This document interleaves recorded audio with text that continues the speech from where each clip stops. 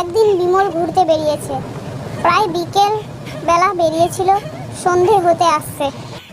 তখনই এক শাকচুন্নি তার পিছু নিয়েছে। শাকচুন্নিটি মাথা কেটে নেয় সবার।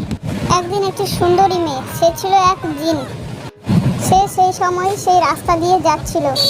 তখনই সে দেখতে পায় লোকটিকে শাকচুন্নি হাতে করে তুলে জলে ফেলে দেয়। বিমলের ভাই অমল, সে গোয়াতে থাকে।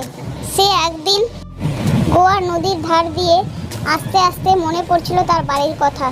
তখন সে এক জঙ্গলের রাস্তা দিয়ে শর্টকাটে বাড়ি আসার তালে এক শাকচুন্নি হঠাৎ করেই একটি গাছের উপর থেকে তার সাথে বকবক করতে থাকে। কিন্তু সে অদৃশ্য শাকচুন্নি।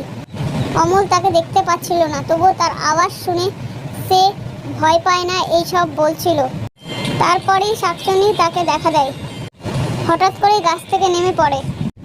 এক জাদুর ছলে অমলকে বশ করার চেষ্টা করে। জাদু করে অমলকে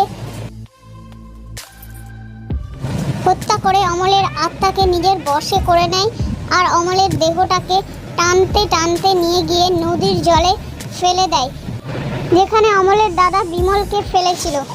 আবারও সেই সুন্দরী মেয়ে জিন ছিল যে সে তাকে ফেলতে দেখে নেয়।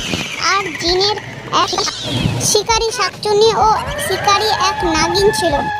সেই শাকচুন্নি আর নাগিনকে দিয়ে সেই গলা কাটা শাকচুন্নির জন্য এক প্ল্যান বানাচ্ছিল যে তাকে কিভাবে ধ্বংস করা যায়। তারপর জিন, শিকারী নাগিন ও শিকারী শাকচুন্নি সবাই মিলে সেই শাকচুন্নিটিকে পুড়িয়ে মেরে ফেলল নানা রকম জাদুর ছলে। তারপর জিন মেয়েটি বিমল আর অমলের প্রাণ ফিরিয়ে দিল। বিমল আর অমল জিন মেয়েটির জন্য জীবন ফিরে পেল, তাই জিন মেয়েটিকে ধন্যবাদ জানালো। তো বন্ধুরা, জিন, শাকচুন্নি ও নাগিনের গল্পটি ভালো লাগলে গল্পে লাইক, শেয়ার, কমেন্ট করে দিও আর চ্যানেলটাকে সাবস্ক্রাইব করে দিও। দেখা হচ্ছে পরের গল্পের সাথে।